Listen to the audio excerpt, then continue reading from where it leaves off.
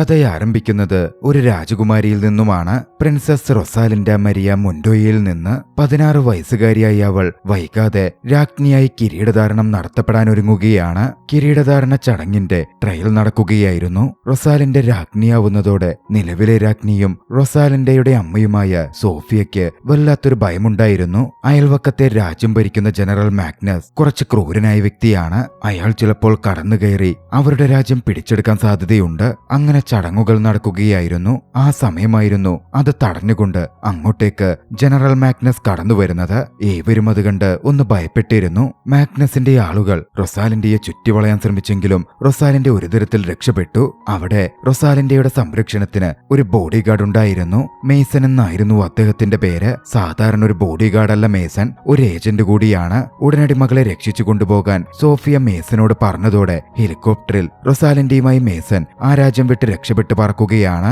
രക്ഷപ്പെടാനുള്ള ശ്രമത്തിനിടയിൽ സോഫിയെ ആകട്ടെ മാഗ്നസിന്റെ കയ്യിൽ പെടുകയും ചെയ്തിരുന്നു. ദുഃഖത്തോടെ തന്റെ രാജ്യത്തെയും പിടികൂടപ്പെട്ട അമ്മയെയും റൊസാലിൻഡ നോക്കിക്കാണുന്നുണ്ടായിരുന്നു. റൊസാലിൻഡ ജീവിച്ചിരിക്കുന്നിടത്തോളം മാഗ്നസിന് ഒരിക്കലും രാജ്യത്തിന്റെ പൂർണ്ണ അധികാരം ലഭിക്കില്ല. അതുകൊണ്ട് തന്നെ എന്ത് വില കൊടുത്തും റൊസാലിൻഡയെ തിരികെ എത്തിക്കും എന്ന് മാഗ്നസ് ആ സമയം പറയുന്നുമുണ്ട്. കോസ്റ്റലോണി എന്ന ആ രാജ്യം അന്നു മുതൽ മാഗ്നസ് അടക്കി ഭരിക്കാൻ തുടങ്ങി. റൊസാലിൻഡയുടെ അമ്മ സോഫിയയെ അയാൾ പ്രിസണറുമാക്കി. ഇതേസമയം റൊസാലിൻഡയെ രക്ഷപ്പെടുത്തിയ ബോഡിഗാർഡ് മേസൻ റൊസാലിൻഡയെ ഏറെ സുരക്ഷിതമായ രഹസ്യ സ്വഭാവമുള്ള ഒരിടത്തേക്ക് കൊണ്ടുപോയിരുന്നു. അവിടെ എത്തിയപ്പോഴാണ് ഞെട്ടലോടെ റൊസാലിൻഡ ഒരു കാര്യം മനസ്സിലാക്കുന്നത്. താൻ പ്രിൻസസ് പ്രൊട്ടക്ഷൻ പ്രോഗ്രാമിന്റെ ഭാഗമാണെന്ന്. പ്രിൻസസ് പ്രൊട്ടക്ഷൻ പ്രോഗ്രാം അഥവാ PPP എന്ന് പറയുന്നത് റോയൽ ഫാമിലീസ് അവരുടെ രാജകുമാരിമാർ അപകടത്തിലാവുന്ന ഘട്ടങ്ങളിൽ അവരെ പ്രൊട്ടക്ട് ചെയ്യാൻ തയ്യാറാക്കിയ ഒരു രഹസ്യ വിഭാഗമായിരുന്നു. അതിലെ പ്രധാനപ്പെട്ട ഒരു ഏജന്റും മേജറുമായിരുന്നു റൊസാലിൻഡയുടെ കൂടെയുണ്ടായിരുന്ന മേസൺ. പ്രിൻസസ് പ്രൊട്ടക്ഷൻ പ്രോഗ്രാം ആദ്യം ചെയ്യുന്നത് ഒരു രാജകുമാരിയുടെ ജീവൻ തന്നെ ഭീഷണി നേരിടുന്ന ഘട്ടം വന്നാൽ അവരെ കൊണ്ടുവന്ന് അവരുടെ ഐഡന്റിറ്റി തന്നെ മാറ്റിക്കളയും. അവരെ സുരക്ഷിതമായി മുമ്പോട്ട് കുറെ കാലം ഒളിച്ചു ജീവിക്കണമെങ്കിൽ അതിനെന്ത് കാര്യങ്ങൾ വേണോ അതൊക്കെ PPP ചെയ്തു കൊടുക്കും. അവർക്കൊരു ആപത്തും വരാതെ അവരെ സംരക്ഷിക്കും. റൊസാലിൻഡയുടെ ജീവനും അപകട ഭീഷണി നേരിടുന്നതുകൊണ്ട് രൂപഭാവ മാറ്റങ്ങൾ വരുത്തി റൊസാലിൻഡയ്ക്കും ഒരു സാധാരണക്കാരനെ പോലെ ജീവിക്കണമായിരുന്നു. ആദ്യമൊക്കെ അത്തരത്തിൽ രൂപമാറ്റം വരുത്തുവാൻ റൊസാലിൻഡ എതിർപ്പ് പ്രകടിപ്പിക്കുന്നുണ്ടായിരുന്നു. പക്ഷേ മേസൻ അവളോട് സംസാരിച്ചു. നിന്നെയും നിന്റെ രാജ്യത്തെയും നിന്റെ അമ്മയെയും രക്ഷപ്പെടുത്താൻ ഇത് മാത്രമാണ് വഴിയെന്ന് മേസൻ എക്സ്പ്ലെയിൻ ചെയ്തപ്പോ മനസ്സില്ലാ മനസ്സോടിയെങ്കിലും റൊസാലിൻഡ അതിന് തയ്യാറായി. റോസി ഗോൺസാലസ് എന്ന പേരുള്ള പുതിയൊരു ഐഡന്റിറ്റിയായിരുന്നു റൊസാലിൻഡയ്ക്ക് നൽകപ്പെട്ടത്. മേസന്റെ സാധാരണ വീട്ടിലേക്ക് പുതിയ ഐഡന്റിറ്റിയിൽ മറഞ്ഞു താമസിക്കാൻ റൊസാലിൻഡ എത്തിച്ചേരുകയാണ്. ലൂസിയാനയിലായിരുന്നു മേസന്റെ വീടുണ്ടായിരുന്നത്. മേസൻ അവിടെ ഫിഷിംഗ് വലയും ചൂണ്ടക്കുളത്തും ഒക്കെ വിൽക്കുന്ന വ്യക്തിയായിട്ടായിരുന്നു ജീവിച്ചിരുന്നതും. തന്റെ യഥാർത്ഥ ജോലിയും മറ്റും എല്ലാവരിൽ നിന്നും മേസൻ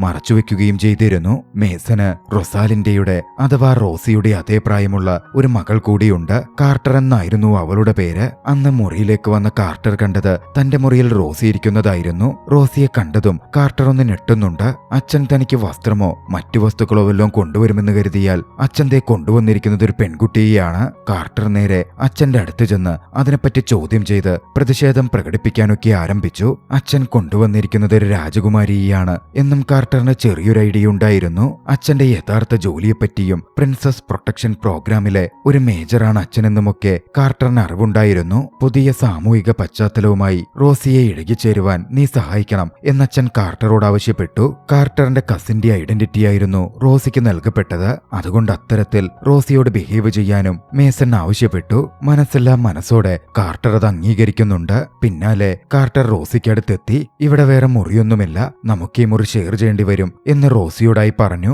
അന്ന് രാത്രിയിൽ റോസിക്ക് കാർട്ടർ ഒരു പിസയുടെ കഷ്ണം ഓഫർ ചെയ്തു. പക്ഷെ വേണ്ടെന്ന് പറഞ്ഞ് രാജകുമാരിയെ പോലെ റോസി അത് നിരസിക്കുകയാണ്. പിന്നാലെ തനിക്ക് രാത്രി ഉറങ്ങുവാൻ പിങ്ക് നൈറ്റ് ഗൗൺ തയ്യാറാക്കാനും റോസി ഉത്തരവിടുന്ന പോലെ കാർട്ടറോട് പറയുന്നുണ്ടായിരുന്നു. കാർട്ടറിന് ചെറിയ ദേഷ്യമൊക്കെ വരുന്നുണ്ട്. ഒരു ഷർട്ട് എടുത്ത് കാർട്ടർ റോസിക്കായി എറിഞ്ഞിട്ട് കൊടുത്തു. പിന്നാലെയായിരുന്നു റോസി ടോയ്ലറ്റിൽ പോവാൻ ഇറങ്ങിയത്. ഒരു പല്ലിയെ കണ്ടതും റോസി അലറി വിളിച്ചു കരഞ്ഞു. കാർട്ടറും മേസനും ഓടി വന്നു. റോസിക്ക് അത്തരത്തിലുള്ള അനുഭവമൊക്കെ ആദ്യമായിരുന്നു. കൊട്ടാരത്തിൽ അത്തരത്തിലുള്ള ഇൻസെക്ട്സിനെയൊക്കെ കൈകാര്യം ചെയ്യാൻ ഒരു ജീവനക്കാരൻ തന്നെ ഉണ്ടാകും. അതുകൊണ്ട് റോസി അതിനു മുമ്പ് ഇത്തരത്തിലുള്ള അനുഭവങ്ങൾ അനുഭവിച്ചിട്ടേയില്ല.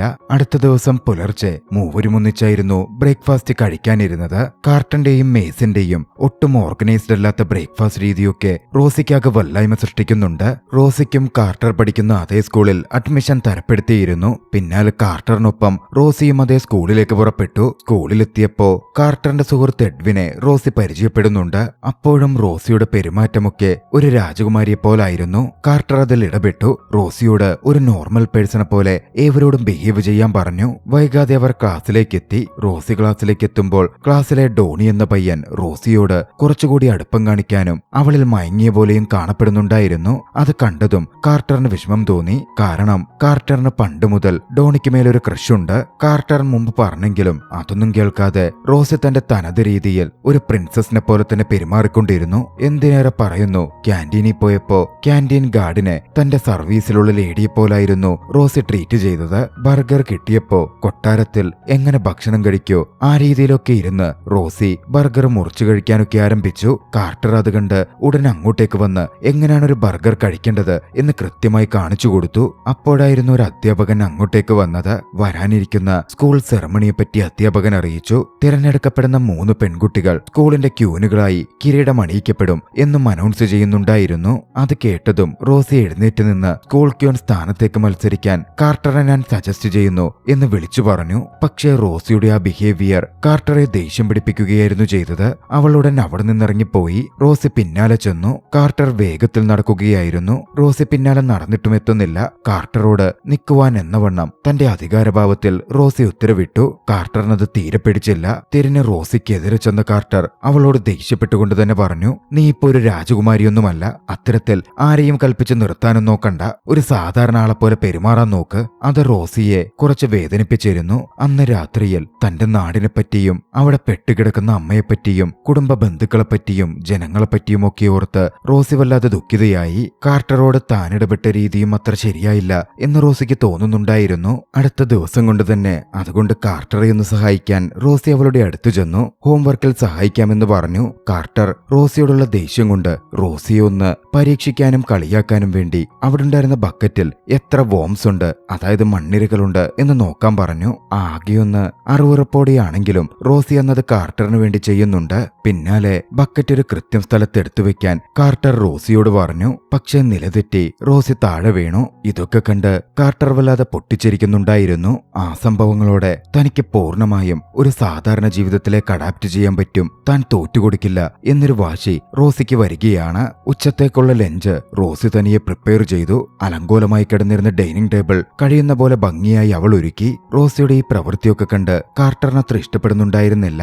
തന്റെ അച്ഛനു മുമ്പിൽ വലിയ ആള് കളിക്കാനാണ് അവൾ അങ്ങനെ ചെയ്യുന്നത് എന്നൊക്കെ കാർട്ടറിന് തോന്നിയിരുന്നു. നിന്റെ ഈ അഭിനയമൊക്കെ നിർത്തുന്നുണ്ടോ എന്ന് കാർട്ടർ ദേഷ്യത്തിൽ ചോദിച്ചതും റോസി അത് ഹർട്ട് ചെയ്തു. അവൾ അടുത്ത മുറിയിലേക്ക് പോയി. പിന്നാലെ കാർട്ടറും മുറിയിലേക്ക് ചെന്നിരുന്നു. അവിടെ വെച്ച് റോസി കാർട്ടറോട് മനസ്സ് തുറന്ന് സംസാരിച്ചു. തന്റെ രാജ്യം പിടിച്ചെടുക്കപ്പെട്ടതും അമ്മ അവിടെ തടവ് പുള്ളിയായിട്ടിരിക്കുന്നതടക്കമുള്ള എല്ലാ വിവരങ്ങളും തന്റെ പരിതാപകരമായ അവസ്ഥ റോസി കാർട്ടറോട് വിശദീകരിച്ചതും കാർട്ടർക്ക് റോസിയോട് ചെറിയ സഹതാപമൊക്കെ തോന്നുന്നുണ്ട്. കൈയിങ്ങനെ തിരിക്കുന്ന പോലെ അത്ര എളുപ്പമുള്ള പണിയല്ലല്ലോ പുതിയൊരു സിറ്റുവേഷനുമായി പൊരുത്തപ്പെടുക എന്നത് എന്ന് റോസി ചോദിച്ചു. റോസിയുടെ രാജ്യം അത്ര വലുതൊന്നുമായിരിക്കില്ല, പക്ഷെ റോസിയെ സംബന്ധിച്ചിടത്തോളം അതവൾക്ക് അത്രമേൽ പ്രിയപ്പെട്ടതായിരുന്നു. റോസിയുടെ വാക്കുകൾ കാർട്ടറിന്റെ ഹൃദയത്തിൽ തൊട്ടിരുന്നു.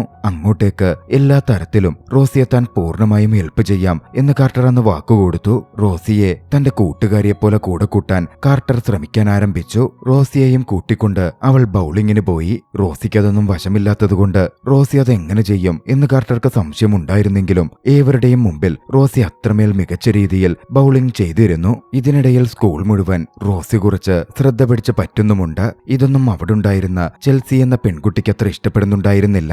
കാരണം സ്കൂളിന്റെ ക്യൂൻ മത്സരത്തിൽ ക്യൂനാവാൻ അവൾ ഒരുപാട് ആഗ്രഹിച്ചിരുന്നു. സൗഹൃദ ഭാവം നടിച്ച് റോസിയെ അവൾ കൂട്ടിക്കൊണ്ടുപോവുകയാണ്. ചെൽസി റോസിക്ക് തന്റെ അച്ഛന്റെ ഷോപ്പിൽ ഒരു ജോലിയും വാഗ്ദാനം ചെയ്തു. പണ്ടുതൊട്ടേ ഒരു ജോലിക്കാരൻ എങ്ങനെയാണ് ജീവിക്കുന്നത്, പ്രവർത്തിക്കുന്നത് എന്നറിയണമെന്ന് റോസിക്കുണ്ടായിരുന്നു. റോസി അതുകൊണ്ട് ആ ജോലി ഏറ്റെടുക്കുകയായിരുന്നു. പക്ഷേ ഐസ്ക്രീം ഷോപ്പിൽ ഐസ്ക്രീം നിറയ്ക്കുവാൻ റോസി ശ്രമിച്ചതും ചെൽസി അതിൽ ചെയ്തു വെച്ചിരുന്ന വിദ്യ കൊണ്ട് ആ മെഷീൻ കൺട്രോൾ ചെയ്യാൻ റോസിക്ക് സാധിച്ചില്ല. ഐസ്ക്രീം മുഴുവൻ റോസിയുടെ ദേഹത്തേക്കടക്കം വീണിരുന്നു. അവിടെ ഉള്ളവരൊക്കെ റോസിയുടെ പ്രവൃത്തിയെ അവജ്ഞയോടെ നോക്കിക്കണ്ടു. റോസിയെ അപമാനിക്കാനും സ്കൂളിലെ റോസിയുടെ റെപ്യൂട്ടേഷൻ ഇല്ലാതാക്കാനുമായിരുന്നു ചെൽസി അത്തരത്തിൽ പ്രവർത്തിച്ചത്. അന്നവിടെ നടന്ന സംഭവങ്ങൾ കാരണം ആളുകളുടെ ഇടയിൽ റോസി നല്ല രീതിയിൽ അപമാനിക്കപ്പെട്ടു. പക്ഷേ എന്നിരുന്നാലും റോസി തോക്കുന്ന ആളായിരുന്നില്ലല്ലോ. തലയുയർത്തിപ്പിടിച്ച് റോസി ചെൽസിയുടെ മുമ്പിലേക്ക് നടന്നു ചെന്നു. റോസിയെ അപമാനിച്ചു എന്ന് കരുതി സന്തോഷിച്ചു നിന്നിരുന്ന ചെൽസിക്കടുത്തേക്ക് റോസി പറഞ്ഞു, നിന്റെ ഈ പ്രവൃത്തികൾ യോഗർട്ട് കിങ് എന്ന് അറിയപ്പെടുന്ന നിന്റെ അച്ഛനറിഞ്ഞാൽ എന്തുമാത്രം വിഷമിക്കും, എന്തുമാത്രം നിന്നെയോർത്ത് നിരാശപ്പെടും. റോസിയുടെ ആ വാക്കുകൾ അത്രമേൽ ആഘോഷിച്ചു നിന്നിരുന്ന ചെൽസിയുടെ മുഖത്തേറ്റ പ്രഹരമായിരുന്നു. റോസി തന്റെ പേര് വീണ്ടെടുക്കുകയും ചെയ്തു. നടന്ന ഈ സംഭവങ്ങൾ കൊണ്ട് റോസിയും കാർട്ടറും കൂടുതൽ അടുക്കാൻ ആരംഭിച്ചിരുന്നു. റോസിയെ വീണ്ടും ബുള്ളിയിങ്ങിന് വിട്ടുകൊടുക്കില്ല എന്ന് കാർട്ടർ തീരുമാനിച്ചു. എപ്പോഴും അവളുടെ കൂടെ തന്നെ നിന്നു. അക്കാര്യം കാർട്ടർ റോസിയോട് പറഞ്ഞപ്പോ റോസി വല്ലാതെ ടച്ച്ഡായി ഫീൽ ചെയ്യുന്നുണ്ട്. ഇരുവരും അത്രമേൽ തമാശകളൊക്കെ പറഞ്ഞ് സന്തോഷിച്ചു.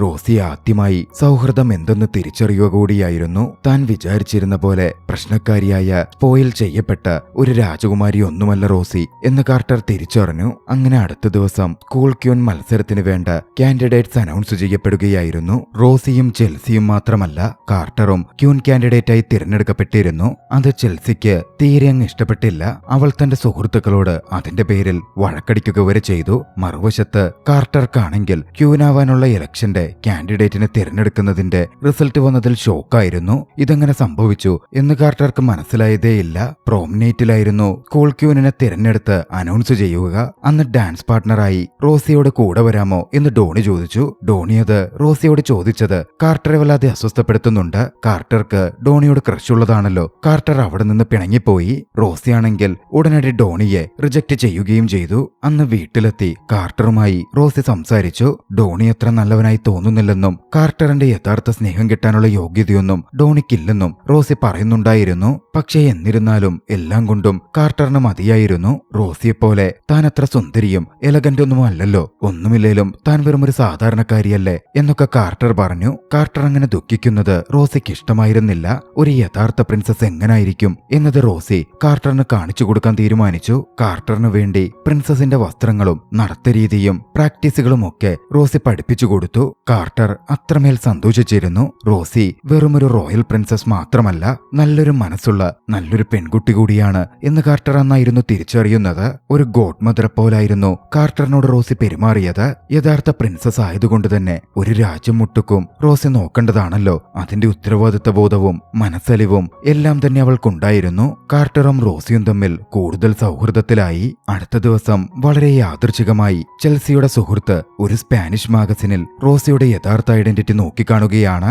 ജനറൽ മാഗ്നസ് കെയ്ൻ റോസിയെ പെടുത്തുവാൻ, റോസിയെ തന്റെ വരുതിയിലാക്കുവാൻ വേണ്ടി ഒരു ഫേക്ക് വാർത്ത പുറത്തുവിട്ടിരുന്നു. റോസിയുടെ അമ്മയെ, അതായത് ക്യൂൻ സോഫിയയെ താൻ വിവാഹം കഴിക്കും എന്ന തരത്തിലായിരുന്നു അത്. ആ ഫ്രണ്ട് ഉടനടി ചെൽസിയുടെ അടുത്ത് കാര്യമറിയിക്കുകയാണ്. ചെൽസി അതോടെ റോസിയെ കാണുവാൻ ചെന്നു. സ്കൂളിന്റെ ക്യൂൻസ് കാൻഡിഡേറ്റ്സിൽ നിന്ന് അവൾ വിഡ്രോ ചെയ്തില്ലെങ്കിൽ അവളുടെ ഐഡന്റിറ്റി വെളിപ്പെടുത്തും എന്ന് പറഞ്ഞ് ചെൽസി അവളെ ഭീഷണിപ്പെടുത്തി. താൻ ക്യൂൻ കാൻഡിഡേറ്റ്സിൽ നിന്ന് പുറത്താവുന്നത് റോസിക്കൊരു പ്രശ്നമേ ആയിരുന്നില്ല. അവൾ ആകെ ആവശ്യപ്പെട്ടത് കാർട്ടറിന്റെ കാൻഡിഡേറ്റ്സിക്കെതിരെ നീ നിൽക്കരുതെന്ന് മാത്രമായിരുന്നു. ഞാൻ ഒഴിഞ്ഞോളാം എന്നും റോസി പറഞ്ഞു. അവർ അവിടെ നിന്ന് പോകുമ്പോ ക്യൂൻ നൈറ്റിൽ ധരിക്കാൻ ഇട്ടിരുന്ന അവരുടെ വസ്ത്രങ്ങൾ ചെൽസിയും കൂട്ടുകാരിയും എടുത്തിരുന്നു. പുറത്തേക്കിറങ്ങിയവർ അത് മണ്ണിലേക്ക് വലിച്ചെറിഞ്ഞു. കാർട്ടർ അത് കണ്ട് ദേഷ്യത്തിൽ മുറിയിലേക്ക് കയറി വന്നു. റോസി ദുഃഖിച്ചിരിക്കുകയായിരുന്നു. കാർട്ടർ കാര്യം ചോദിച്ചു. മാഗസിനിൽ വന്ന വാർത്ത കാണിച്ച് തന്റെ നാട്ടിലെ അവസ്ഥയെപ്പറ്റി ദുഃഖത്തോടെ റോസി വിശദീകരിച്ചു. കാർട്ടറിനൊപ്പമുള്ള ജീവിതം റോസിയേറെ ഇഷ്ടപ്പെടുന്നെങ്കിലും തന്റെ അമ്മയെയും രാജ്യത്തെയും രക്ഷിക്കാൻ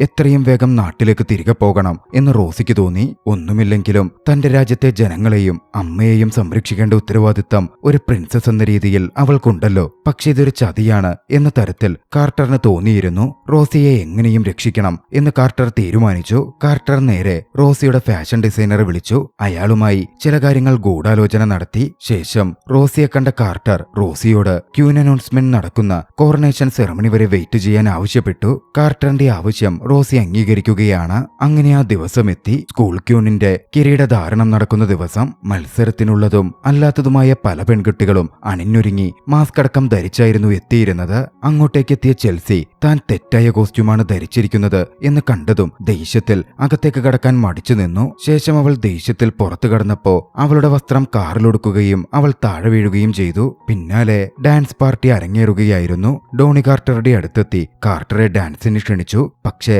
അതിനോടകം ഡോണിയെ റോസി മുഖേന പൂർണ്ണമായി മനസ്സിലാക്കിയിരുന്ന കാർട്ടർ അവന്റെ ക്ഷണം നിരസിക്കുകയാണ്. അവളോട് സ്നേഹമുള്ള മറ്റൊരു സാധാരണക്കാരനായ യുവാവിനൊപ്പമായിരുന്നു അവളന്ന് ഡാൻസ് ചെയ്തത്. ക്യൂൻ കോർണേഷൻ ആരംഭിച്ചതും കാർട്ടർ തന്റെ മിഷനിലേക്ക് കടന്നിരുന്നു. മാസ്ക് ധരിച്ച് അവൾ റെഡിയായി. ഫാഷൻ ഡിസൈനറുമായി കാർട്ടർ ഒരു ഗൂഢാലോചന നടത്തിയല്ലോ. അതെന്താണെന്നറിയാമോ? കാർട്ടർ ഫാഷൻ ഡിസൈനറോട് തനിക്കും റോസിക്കും വേണ്ടി 2 വസ്ത്രങ്ങൾ ഉണ്ടാക്കാൻ ആവശ്യപ്പെട്ടിരുന്നു. ആ ഫാഷൻ ഡിസൈനർ റോസിയെ ചതിച്ച് വിവരം ജനറൽ മാഗ്നസിന് കൈമാറും എന്നവൾ ഊഹിച്ചിരുന്നു. അവൾ ഊഹിച്ച പോലെ സംഭവിച്ചു. സ്കൂളിൽ ക്യൂൻസ് കോർണേഷൻ ചടങ്ങ് നടക്കുമ്പോൾ റോസി പച്ച വസ്ത്രമായിരിക്കും ധരിക്കുക എന്ന ഫാഷൻ ഡിസൈനർ ജനറൽ മാഗ്നസിനെ അറിയിച്ചിരുന്നു. പക്ഷേ ഇത് മുൻകൂട്ടി ചിന്തിച്ചിരുന്ന കാർട്ടർ ആകട്ടെ പച്ചവസ്ത്രം സ്വയമെടുത്ത് റോസിക്ക് അടുത്ത കളർ ഡ്രസ്സ് കൊടുക്കുകയായിരുന്നു ചെയ്തത്.